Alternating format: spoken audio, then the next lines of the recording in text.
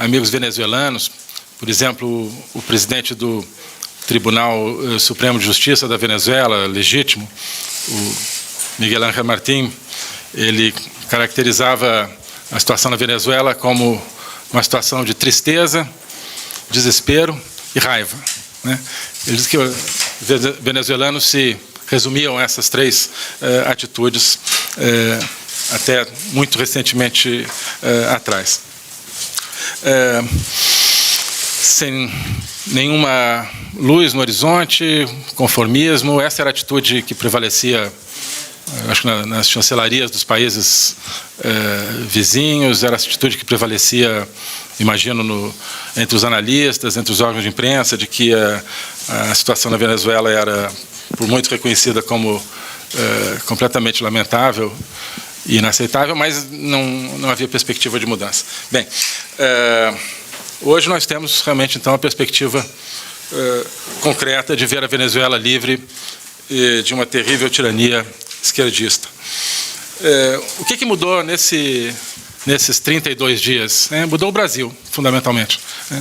A mudança no cenário foi o Brasil, foi a assunção do governo Bolsonaro, com a atitude de contribuir, dentro das nossas possibilidades, de maneira mais decisiva e incisiva possível, pela democracia e pela liberdade na Venezuela.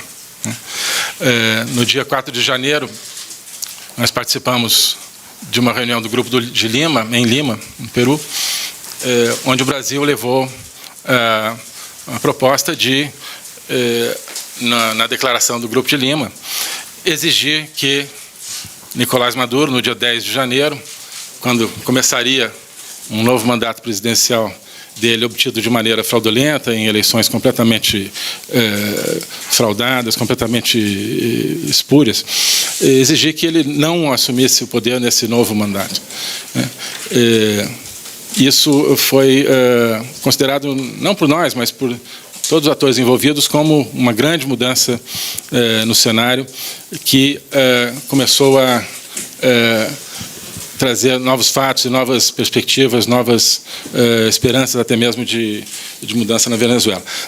Pouco depois, nós organizamos aqui em Brasília uma reunião com as principais lideranças das forças democráticas da Venezuela, o presidente e vários magistrados do Tribunal Supremo de Justiça legítimo da Venezuela e representantes da OEA, além da presença de representantes de outros países do Grupo de Lima, basicamente para criar um espaço de articulação entre essas lideranças políticas venezuelanas. E foi a primeira vez que eles tiveram esse espaço, depois de muito tempo, e daqui se gerou, com o nosso incentivo, mas basicamente por um processo dos próprios venezuelanos, um consenso muito firme no sentido de que era necessário apoiar e estimular o então presidente da Assembleia Nacional venezuelana, Juan Guaidó, que assumisse efetivamente a presidência interina do país, em conformidade com o que já havia anunciado que faria, né? O Brasil já tinha também emitido notas saudando a disponibilidade de Guaidó de assumir, mas ele ainda não havia assumido efetivamente, e as forças democráticas, então, nesse dia que nós nos reunimos aqui, consolidaram, digamos, essa posição. E, bom, um pouco depois houve a convocação de grandes manifestações populares para o dia 23 de janeiro, e nesse dia 23 de janeiro o presidente da Assembleia Nacional, Guaidó, se declarou efetivamente presidente encarregado, né, que é o termo usado na Constituição venezuelana, de acordo com os ditames que tinham sido exarados pelo Tribunal Supremo de Justiça. E isso abriu, então, finalmente, esse novo panorama em que nós nos encontramos, onde Maduro é um presidente já reconhecido como ilegítimo, não é mais presidente da Venezuela, e onde há um presidente legítimo, de acordo com a Constituição, presidente interino ou encarregado, como se chame, né, que pela Constituição está a cargo do país e a cargo do processo de transição, que culminará numa eleição evidentemente democrática sob supervisão internacional. E essa nossa situação foi reconhecida já por inúmeros países. O Brasil foi um dos primeiros a reconhecer a nova situação e oferecemos o nosso apoio, né? Enfim, a situação ainda não está definida inteiramente em favor da democracia. É preciso continuar trabalhando intensamente por parte da comunidade internacional e, evidentemente, sobretudo, os próprios venezuelanos, para consolidar essa esperança de democracia nascente na Venezuela. Mas eu acho fundamental mencionar que temos um panorama onde nós estamos conseguindo mudar a realidade em um país vizinho, um país importante, um país traumatizado por décadas de tirania, de ditadura, de fome, de miséria, conseguindo ajudar a mudar essa realidade por meio da ação diplomática, né?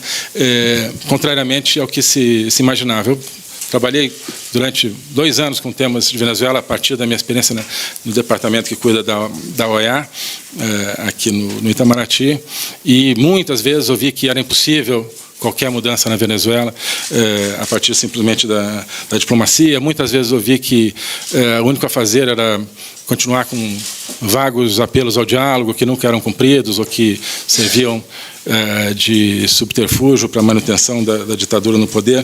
Ouvi muito isso e acho que muita gente acreditava que não era possível fazer nada, e tenho certeza que nós estamos provando que sim, é possível fazer muita coisa, e ainda precisamos, evidentemente, fazer muita coisa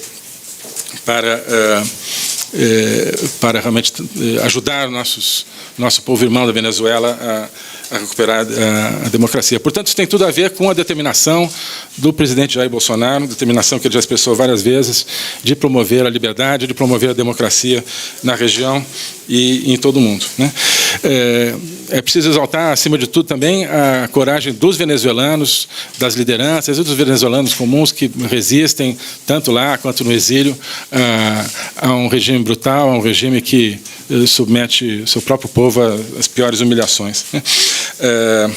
O papel, evidentemente, é deles, né, de construir a transição, mas o Brasil e outros membros da comunidade internacional continua pronto a favorecer esse processo na linha que nós temos feito, né? A situação que reinava antes, é preciso que se diga, porque não é um processo normal que estava acontecendo na Venezuela, não é simplesmente um regime autoritário que, de repente, começa a sofrer uma crise, não, né? As próprias lideranças democráticas na Venezuela nos disseram 3 coisas muito importantes sobre a situação anterior e da qual nós estamos, se tudo der certo, nos livrando. Primeiro, de que era uma situação de genocídio silencioso, né?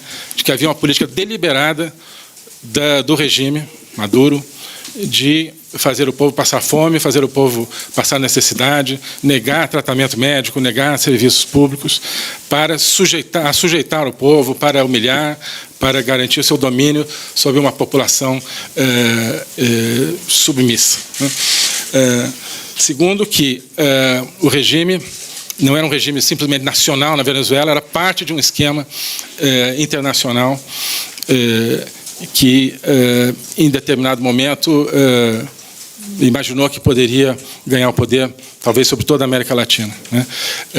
Ou seja, um esquema, como nós sabemos, gestado pelo Foro de São Paulo, que tinha seus planos de dominação continental muito estabelecidos. E nós estamos dizendo isso, são lideranças democráticas da Venezuela que hoje reconhecem que o que estava se passando, e ainda tem sequelas na Venezuela que precisam ser vencidas, era parte desse esquema, né? E, em terceiro lugar, novamente, coisa que é reconhecida pelas lideranças democráticas venezuelanas, o fato de que o regime era e é fortemente ligado, praticamente coincide com o crime organizado, coincide com o narcotráfico, coincide até mesmo com o terrorismo, né?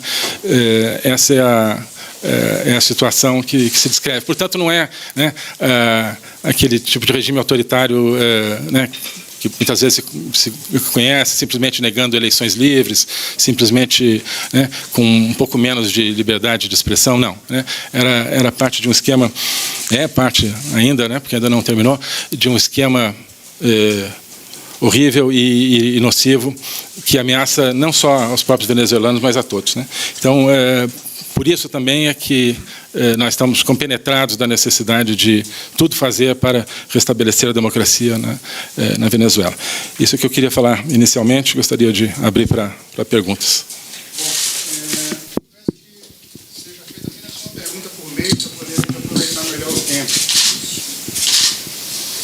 Temos também microfones aqui do lado que vão ser entregues e eu peço que vocês aguardem o microfone para poder a gente registrar também a pergunta. Tá bem? Vamos começar com o Hitler aqui do Valor, por favor.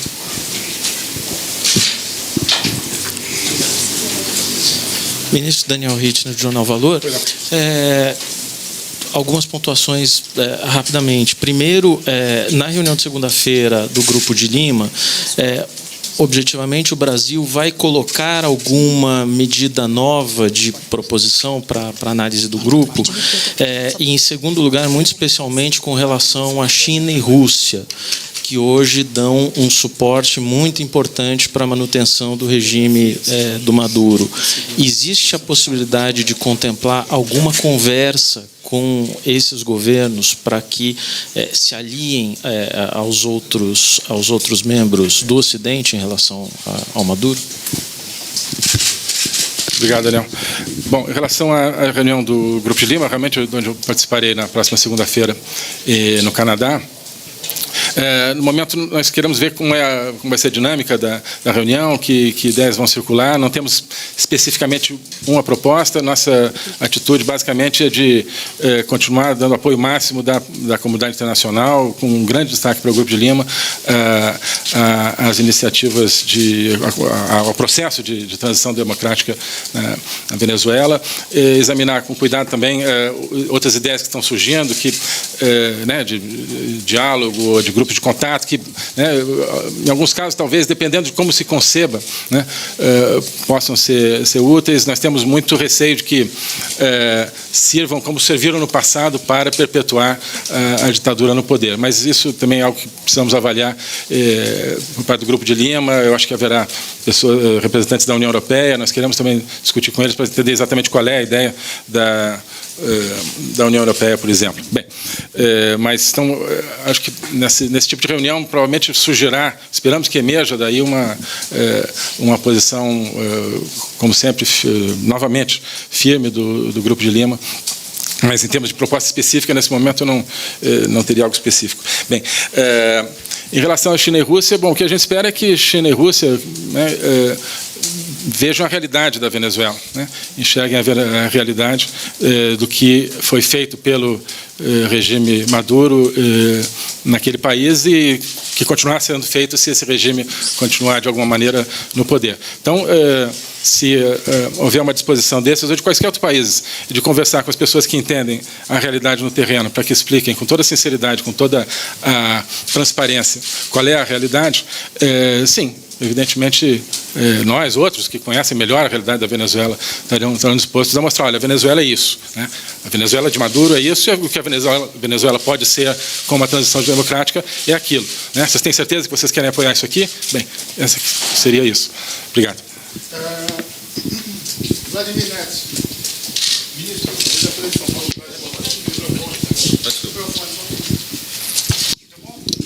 Bom, boa tarde, Vladimir Neto, TV Globo.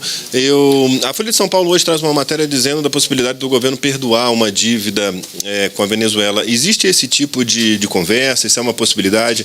O governo pensa em fazer isso? E, por outro lado, a gente tem a gente tem uma dívida, eles têm uma dívida e a gente tem uma dívida com eles também. Isso entraria na negociação?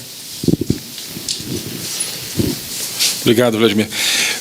Na verdade, nós estamos propondo, Itamaraty está propondo à Casa Civil, que a Casa Civil organize e crie um grupo interministerial para discutir os vários aspectos da relação com a Venezuela nessa nova situação. Um deles, o aspecto financeiro das dívidas, tal, além dos outros aspectos, por exemplo, de ajuda humanitária.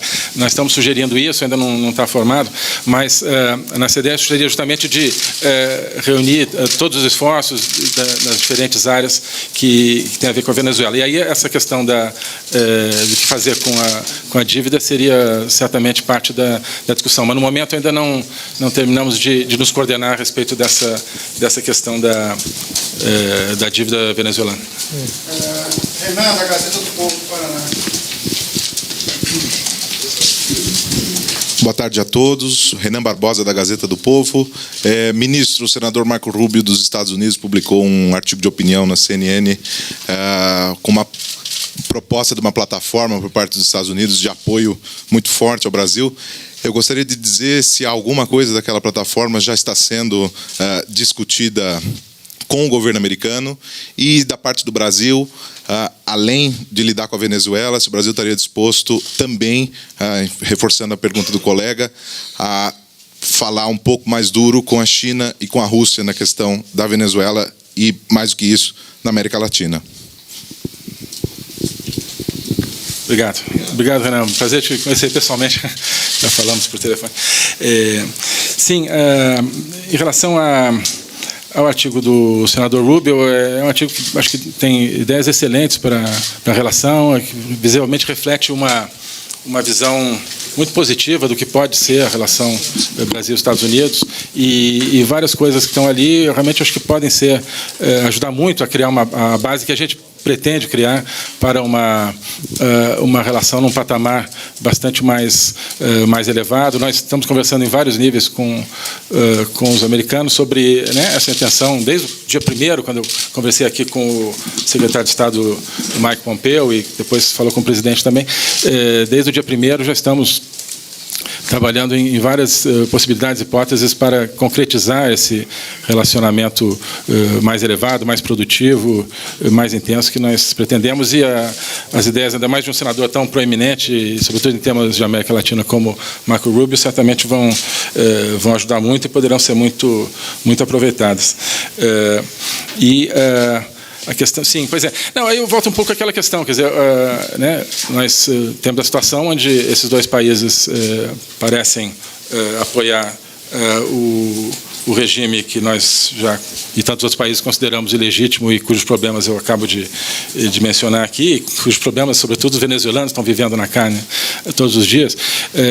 Enfim, então, eu acho que a contribuição nossa seria se houvesse, né, a disponibilidade por parte deles, como eu disse, de dialogar sobre a visão da realidade na Venezuela, né, independentemente de considerações geopolíticas, de interesse que possam ter ou não ter, né, mas mostrar a realidade de um povo que está realmente ameaçado desse genocídio silencioso que os próprios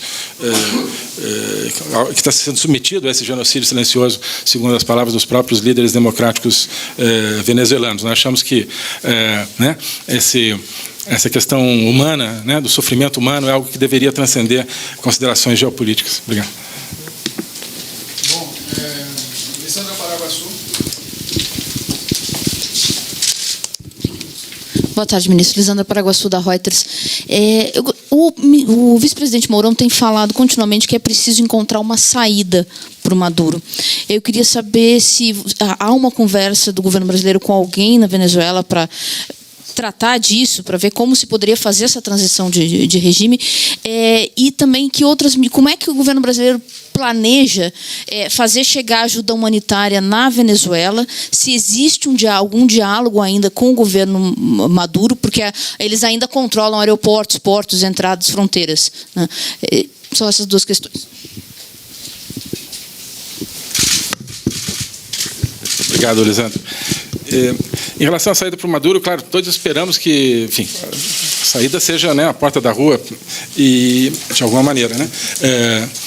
Enfim, no Brasil não está envolvido diretamente em negociar ou formatar o que seria essa saída. Nós entendemos que isso é uma função para os venezuelanos, uma função para esse novo quadro democrático que está se formando em torno do presidente, que está se consolidando em torno do presidente encarregado Juan Guaidó. É claro que se nos for pedido algum tipo de apoio, veremos o que é possível fazer, mas evidentemente eu acho que todos coincidimos que o final da crise só virá quando houver uma substituição completa do regime atual, inclusive com o seu líder, por um regime plenamente democrático. Hoje através do presidente encarregado e no seu momento com o governo que será formado por eleições democráticas. Essa questão logística de como fazer chegar ajuda realmente é muito importante. Isso é uma das coisas que nós gostaríamos de discutir nesse grupo interministerial que o Itamaraty está propondo, porque isso envolve, né, várias áreas, tanto aquelas que fariam ou intermediariam, digamos, as doações, etc., quanto aquelas que poderiam fazer efetivamente chegar. E eu espero que essa logística, uma vez resolvida, não sofresse, ou seja, que a ajuda não tivesse seu trânsito na Venezuela impedido por elementos ligados ao regime de Maduro, ou seja, que não fosse negado o acesso do seu próprio povo a, enfim, medicamentos, comida que estaria sendo fornecidos pela ajuda da comunidade internacional, como já fez muitas vezes no passado, né? Muitas vezes. Esperamos que dessa vez não houvesse isso, e isso, enfim, teria que ser visto no momento em que houvesse a logística montada. Mas a gente espera que houvesse um mínimo de sensibilidade para não colocar as forças que ainda, porventura, sejam leais a eles para barrar a ajuda humanitária. Obrigado. Agência F. Boa tarde, ministro. Eduardo Davis, da Agência F. Sobre ajuda humanitária, tem ponto, tem informações em diversos veículos da América Latina, porta-vozes de políticos que falam de que a ajuda poderia ser concentrada em Cúcuta e desde ali ingressar tudo junto. Então, primeiro, isso existe. Segundo, também sobre esse ponto, o Juan Guaidó, quando jurou dia 23, anunciou aos venezuelanos que estava já tudo conversado como para que a ajuda chegue nos primeiros dias de fevereiro. Já estamos nos primeiros dias de fevereiro. Então, qual é a proximidade desse prazo? Como funcionaria isso, já estando tão perto do que Guaidó prometeu aos venezuelanos? Obrigado. Não, de fato, isso é outro elemento, outra dimensão que precisa ser tratada em relação à ajuda humanitária, que é a coordenação também com a Colômbia, que talvez tenha até uma logística mais fácil para o fornecimento da ajuda, por causa das conexões mais densas que, evidentemente, tem com a Venezuela. Já estamos falando muito com a Colômbia, assim como com os outros países do Grupo de Lima, mas a Colômbia, como outro grande vizinho da Venezuela, é um país com quem nós nos coordenamos muito e, nesse processo, estamos prontos a aumentar essa coordenação. É claro que os casos em que for mais fácil a ajuda chegar pela Colômbia ou pelo Brasil, enfim, o importante é que chegue, né? E estaríamos prontos a procurar a via mais fácil. Enfim. E, não, de fato, quer dizer, há uma expectativa de que já essa ajuda já estivesse chegando. Enfim, há desafios aparentemente maiores do que se imaginava do ponto de vista logístico. Isso, aliás, é algo que está na pauta da reunião do Grupo de Lima também, na segunda-feira, e vamos levar isso com uma atenção muito grande, justamente que o Brasil certamente, junto com a Colômbia, um dos dois países pelos quais a ajuda certamente mais facilmente poderia transitar. Mas isso está, evidentemente, na nossa pauta, sim.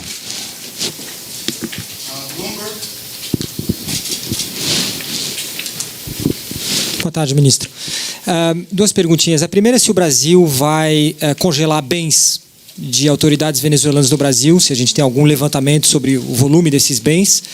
E a segunda, o que o governo sabe sobre eventuais dissidências reais na cúpula das Forças Armadas. Que inteligência o Brasil dispõe hoje em dia? Obrigado. Obrigado, Sami. Em relação ao congelamento de bens, acho que é outro tema para discussão nesse processo interministerial que está sendo proposto. Isso, né, dependeria de uma decisão política, por outro lado, de toda uma análise de como fazer esse congelamento junto às autoridades financeiras. Do nosso ponto de vista, diferentes elementos de pressão sobre o regime podem ser pensados. Teríamos que fazer isso de uma maneira que fosse, evidentemente, dentro da legislação brasileira e dentro das normas internacionais. E isso requer, portanto, uma coordenação que, no caso, vai além do Itamaraty, né? Mas, de um ponto de vista de pressão externa sobre o regime, né, o congelamento de bens, em muitos casos, é um instrumento útil. Teremos que ver se seria possível implementá-lo. Vamos tentar cuidar disso nessa coordenação. A questão que você perguntou depois da inteligência, sim. Pois é.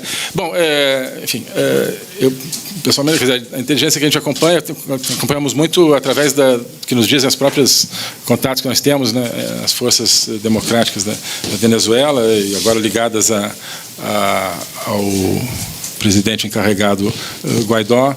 Não temos nenhuma inteligência, acho que, específica sobre movimentações e tal.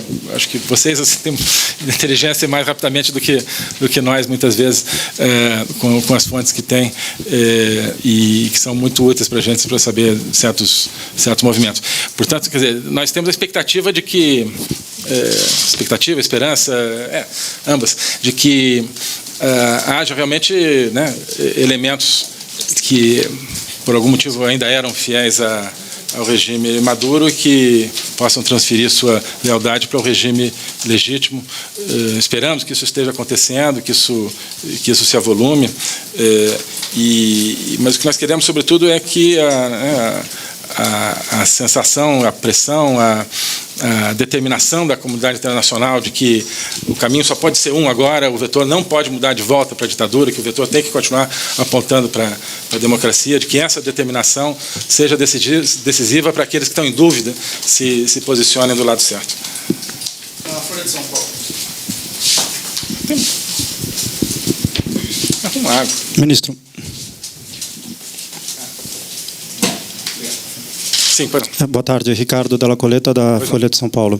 Ministro, o Juan Guaidó, logo que chegou ao poder, logo que se declarou presidente interino, ele indicou algumas representantes diplomáticos para alguns postos chaves internacionais, para a OEA, para Washington, o deputado Carlos Vecchio, para alguns países latino-americanos.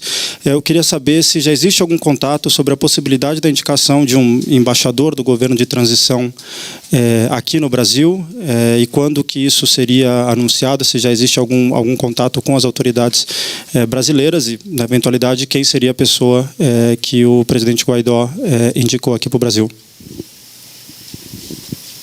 Obrigado.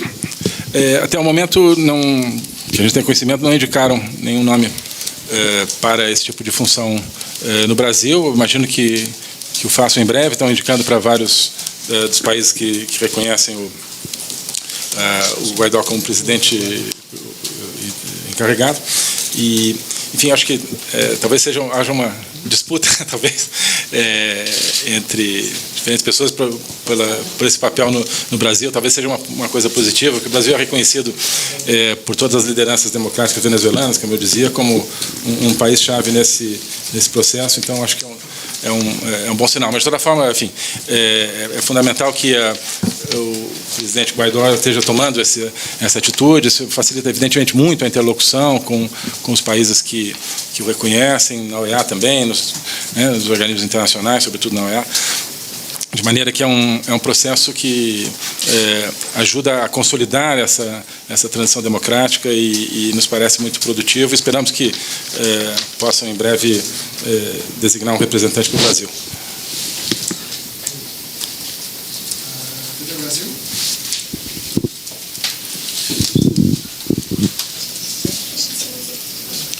Boa tarde, ministro Glauco de Queiroz, TV Brasil. O senhor falou aí sobre a criação desse grupo interministerial. O senhor disse que é uma proposta do Itamaraty. O que existe de concreto? Assim, já existe um projeto mesmo? Existe prazo? Já existe algo de concreto para esse grupo começar a trabalhar? Obrigado. Não, ainda não existe prazo. Não é uma proposta que, na verdade, nós apresentamos hoje à Casa Civil, que teria, evidentemente, a vocação de coordenar esse grupo, já que envolveria várias áreas do governo. E, aliás, a Casa Civil já tinha, no governo anterior, um núcleo que coordenava a parte humanitária, sobretudo de acolhimento de refugiados e imigrantes venezuelanos. Mas, então, propusemos hoje que houvesse esse grupo que cobrisse, então, outros aspectos, como esse que nós falamos aqui, de logística de ajuda humanitária, financeiro, etc. Mas ainda não está estabelecido, enfim, esperamos que possa ser, enfim, acho que é uma ideia que um pouco se faz necessária em função dessa capilaridade, digamos, da situação. Cada vez, né, surgem novos aspectos que precisam ser objeto de coordenação. Jornal do Globo, por favor. Eliane Oliveira, Jornal Globo. O senhor falou mais cedo, no início da sua conversa, admitiu contato com grupos de contato, mas demonstrou receio de que esses grupos, no fim das contas, repetissem o passado e perdurassem o regime de Maduro. Existe alguma condição para o Brasil conversar com esses grupos, que se definem mais neutros, para uma saída? Lembrando que o senhor falou que a saída do Maduro é a porta da rua e tudo. Obrigado.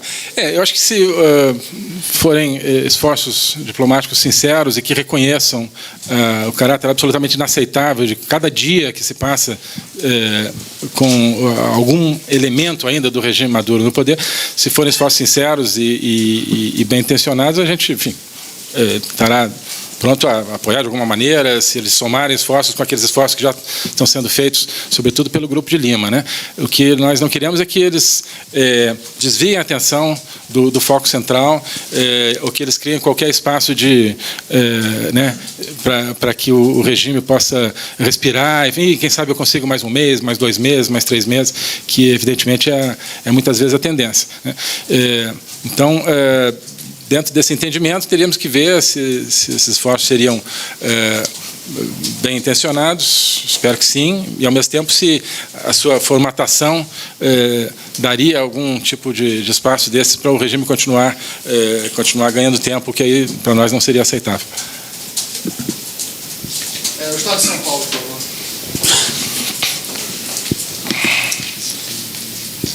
Obrigada, ministro. Lorena, do Estado de São Paulo. Ministro, se o senhor pudesse detalhar o que está na mesa, o que pode ser adotado em relação à dívida da Venezuela, se seria um perdão dessa dívida, que é quase 1 bilhão, ou se seria uma renegociação com mais prazo, o que o senhor vislumbra que pode ser feito, e de auxílio financeiro. O Brasil poderia oferecer algum tipo de linha via algum banco público? O que poderia ser feito como auxílio financeiro? E também se o Brasil pretende adotar algum tipo de sanção mais firme contra a Venezuela. E eu também queria fazer mais uma pergunta para o senhor em relação à China. Essa posição do Brasil agora em relação à Venezuela opõe o Brasil à China em outras questões. O senhor acha que isso pode, de alguma forma, impactar as relações comerciais com a China? E nessa semana, representantes de países árabes vieram aqui no Brasil e disseram que os consumidores podem boicotar os produtos brasileiros se a embaixada de Israel for transferida para Jerusalém. Queria saber se tem uma posição em relação a essa questão da transferência da embaixada. Só essas 4 coisas. Bom, então vamos lá. A questão do equacionamento da dívida, nós ainda precisamos discutir. Isso é basicamente uma questão das autoridades financeiras, do Banco Central. Gostaríamos, claro, de discutir isso num contexto de coordenação, porque tem, evidentemente, implicações políticas, mas no momento não, pelo menos que eu tenho conhecimento, nós não estamos com propostas concretas na mesa para o equacionamento dessa dívida. Outro dia eu falei muito rapidamente com o presidente do Banco Central, que, aliás, ele me chamou a atenção para esse tema, sobre a existência do tema e da dívida, enfim, mas ainda sem uma perspectiva do que seria a nossa atitude concreta. Isso precisa ser discutido. Sanções, como eu dizia, enfim, em muitos casos, sanções específicas podem ajudar a acelerar mudanças políticas. No caso específico, teríamos que ver qualquer sanção, se seria compatível, antes de mais nada, com a legislação brasileira e se seria, nesse caso, ainda assim, se seria útil realmente para acelerar a transição. Então, é algo que não dá para ver em abstrato, teríamos que ver exatamente se haveria uma ideia concreta. Mas acho que o principal é a pressão diplomática continuada em favor da transição democrática, independentemente dos instrumentos específicos. Porque o que eu acho que o que mudou a situação, o que foi a mudança de vetor, a mudança de panorama, não foram tanto sanções individuais, mas, sobretudo, uma atitude política, da qual o Brasil fez parte muito diretamente, de não reconhecimento da legitimidade por mais nenhum dia do regime, né? Em relação à China, enfim, nós temos uma posição de defender a democracia na Venezuela. Enfim, essa é a nossa posição. Enfim, se determinado país, seja a China, seja outro país, tem outra posição, eu espero que isso não seja, enfim, não acho que há nenhum motivo para que isso seja visto como algo contra esse determinado país. Enfim, é uma visão diferente que, como eu disse antes, espero que possa mudar na medida em que no caso a China, assim como também a Rússia e outros países, percebam qual é realmente a realidade que está em jogo e qual o sofrimento humano que está envolvido. Aí já a questão de Israel, enfim, embaixada e visita de representantes de países árabes, isso, enfim, extrapola um pouco de Venezuela, mas é importante dizer, enfim, já tenho mencionado nesses últimos dias que nós continuamos estudando a questão da transferência, da possível transferência da embaixada em Israel para Jerusalém, examinando todos os aspectos, ideias. Hoje acho que eu falei com alguém, enfim, acho que não saiu exatamente o que eu falei, enfim, né? Nós estamos abertos a ideias sobre isso, não necessariamente que já tenhamos uma determinada ideia de como ou se fazer. Enfim, mas qualquer que seja a decisão, nós temos a determinação muito clara de que não seja vista, porque não é uma atitude que seja contra países vizinhos de Israel, ou contra os países árabes, ou contra países de maioria islâmica, ou qualquer coisa desse tipo. Seria uma decisão que seria parte de um processo de aumento, elevação do patamar da relação com Israel, que isso sim é uma determinação, independentemente da mudança ou não da embaixada, né, de aumento do patamar da relação com Israel. Mas que não significa, não tem por que significar um jogo de soma zero, e uma exclusão, e uma piora de relacionamento com outros países, de forma nenhuma, né. Então, esperamos que isso seja visto, qualquer atitude nossa em relação a Israel não seja vista como uma atitude negativa em relação aos países árabes ou a qualquer outro país. Bem?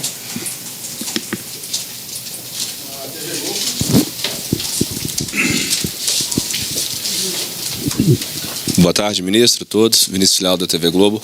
Ministro, quanto à posição-chave do Brasil na América do Sul e ainda mais vizinho da Venezuela, o Brasil, o senhor está falando muito no campo diplomático, ele estabeleceu um prazo para talvez tomar a frente disso? Vai sempre esperar o Grupo de Lima ou as declarações americanas, ou existe uma intenção de o Brasil tomar a frente em alguma sanção caso essa situação continue assim, já que depois do Grupo de Lima, depois das declarações norte-americanas, o Maduro demonstra resistência?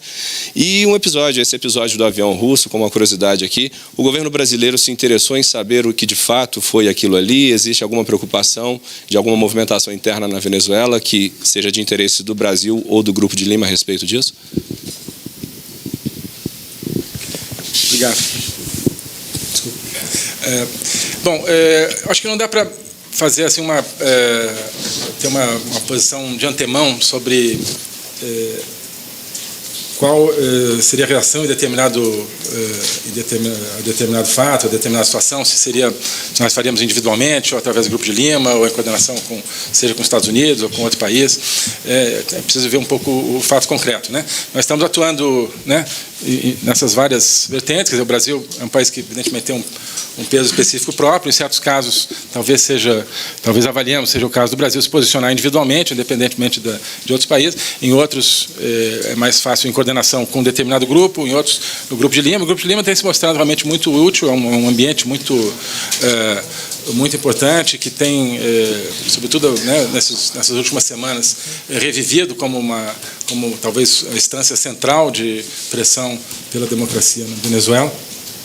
Então, normalmente, nesse caso, a gente tem sempre procurado se coordenar primeiro com os países do Grupo de Lima. Às vezes tem algum matiz entre uma posição ou outra, a gente às vezes prefere ter uma declaração individual, como já tem sido o caso. Às vezes é algo que requer, às vezes, uma reação imediata, não dá tempo de coordenar uma reação entre todos os países do Grupo de Lima, por exemplo.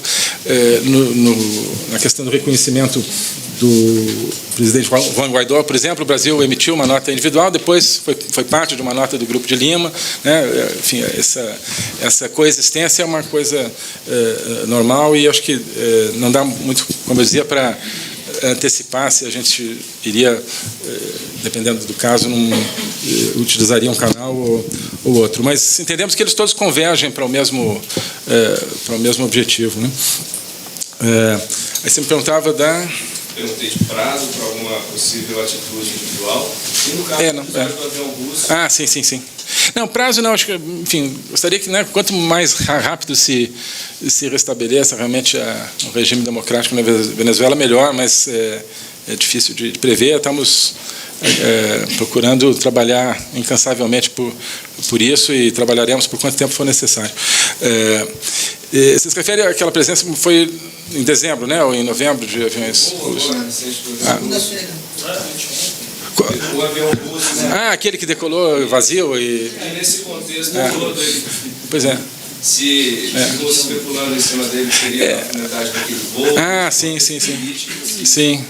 Preocupou, enfim, o governo brasileiro quis saber o que poderia ter sido esse voo? Não, nós não perguntamos diretamente o que seria, não achamos que fosse o caso, né? Aquele que se especulou que seria até o avião que levaria o Maduro, né? Pois é. Não necessariamente ele, mas enfim. O ouro, pois é. Mas aquele avião que veio, que voltou, enfim. Exato, Não, nós não perguntamos diretamente, enfim, ficamos, se sentíssemos necessidade, assim, de perguntar, teríamos feito, mas ficamos também um pouco na expectativa do que seria, e não achamos que fosse necessário ou produtivo fazer algum tipo de interpelação nesse sentido.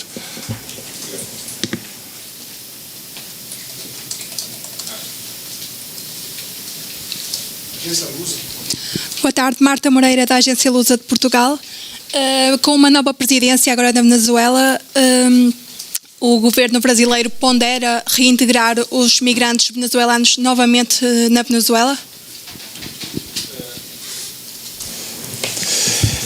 No momento, enfim, não estamos ainda pensando nisso. Enfim, os migrantes venezuelanos continuam sendo acolhidos da melhor maneira que o Brasil pode acolhê-los, como já vinha sendo feito pelo governo anterior.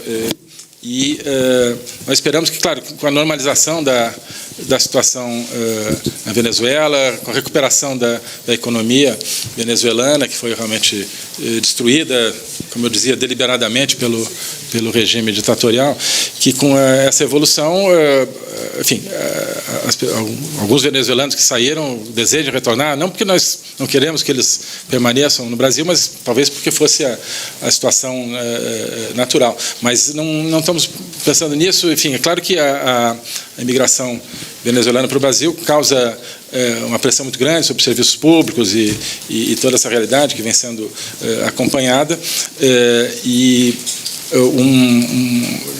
no médio e longo prazo nos parece bastante provável que a volta da democracia, de uma economia estável e funcional à Venezuela resolvesse essa pressão migratória e diminuísse essa pressão migratória. Mas, enfim, como eu digo, não temos problema nenhum nesse acolhimento dos venezuelanos.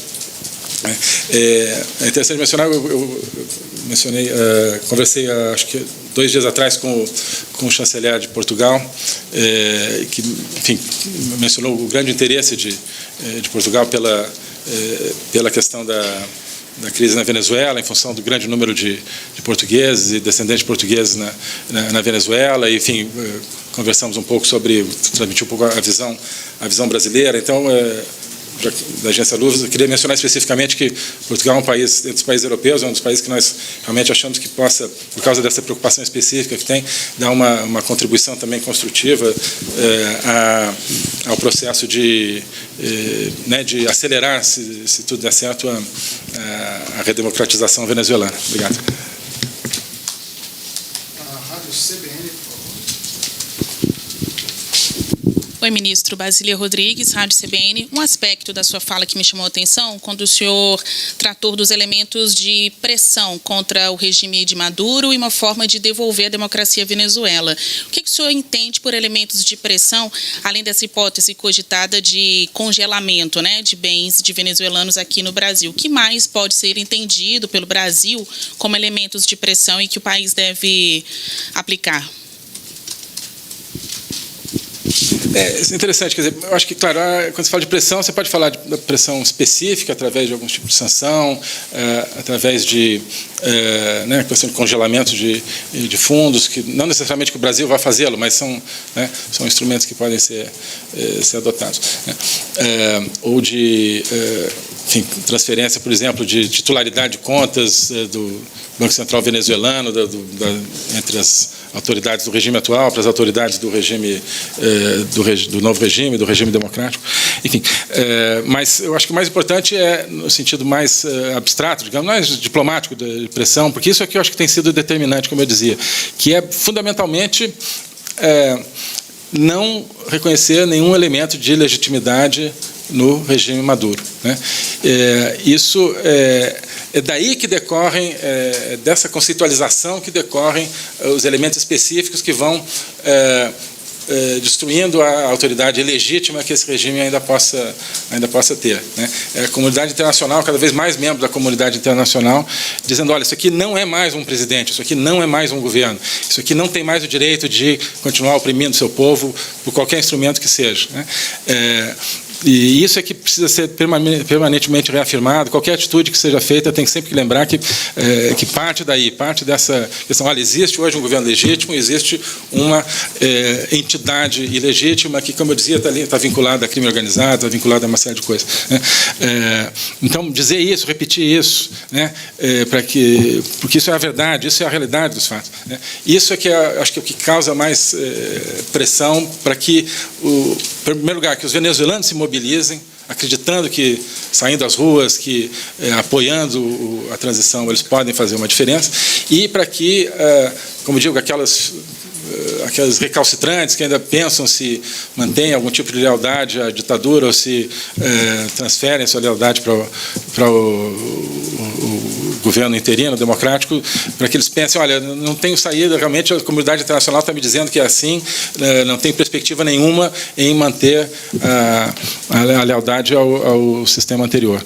Então, acho que essa pressão da legitimidade é a mais determinante, e depois as pressões específicas, através de ações específicas, é que dela decorre.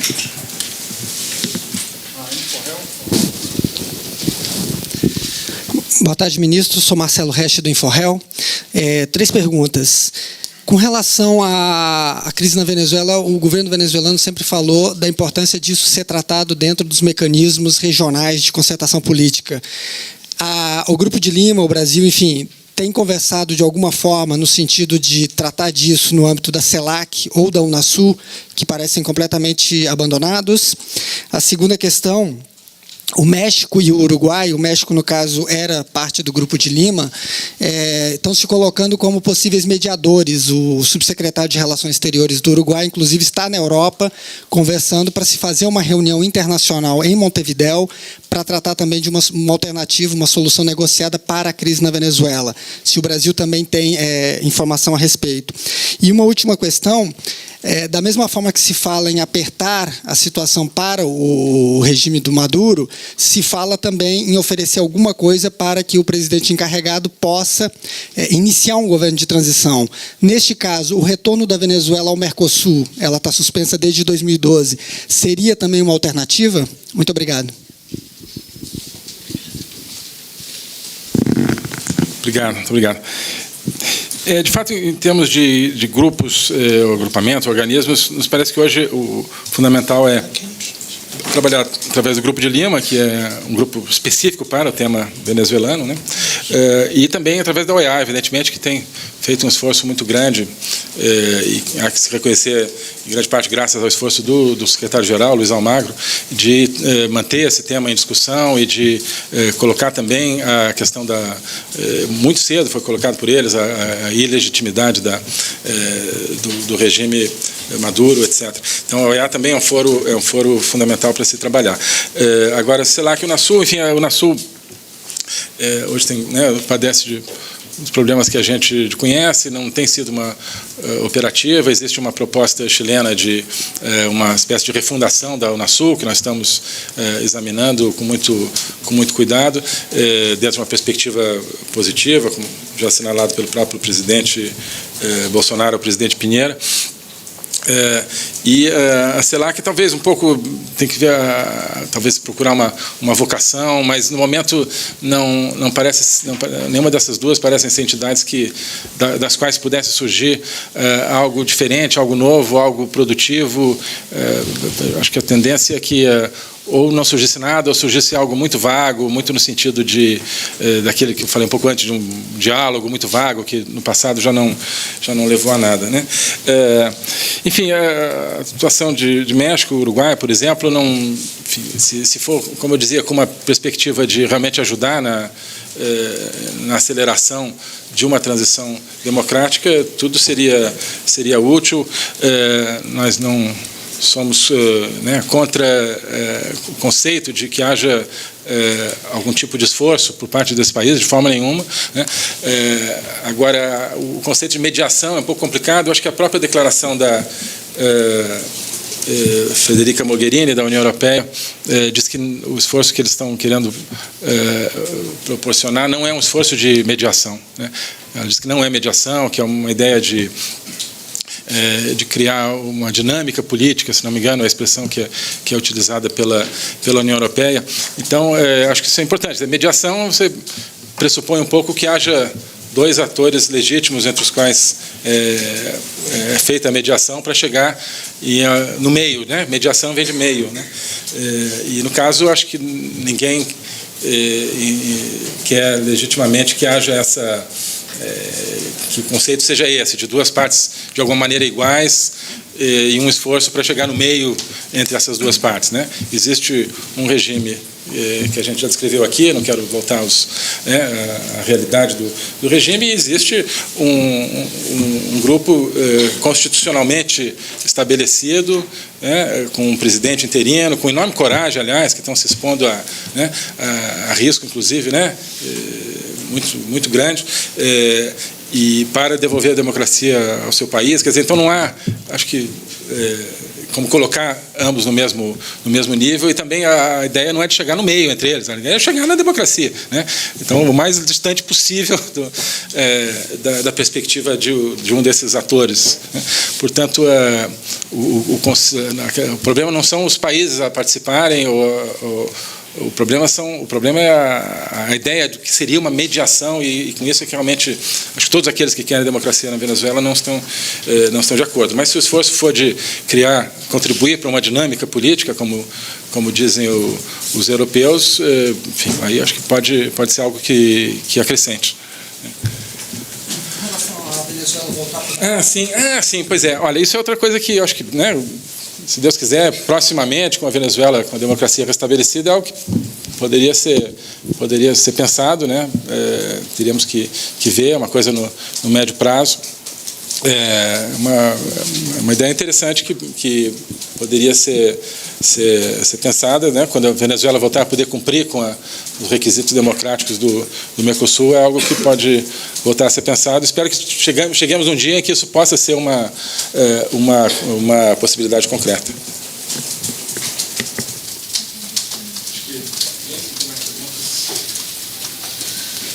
Bom, muito obrigado a todos.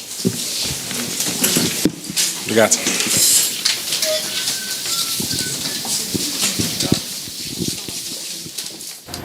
Nós acompanhamos ao vivo de Brasília a entrevista do ministro das Relações Exteriores, Ernesto Araújo, sobre a situação da Venezuela.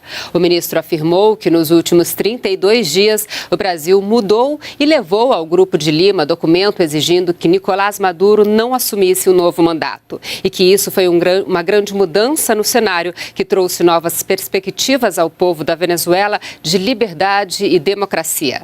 O ministro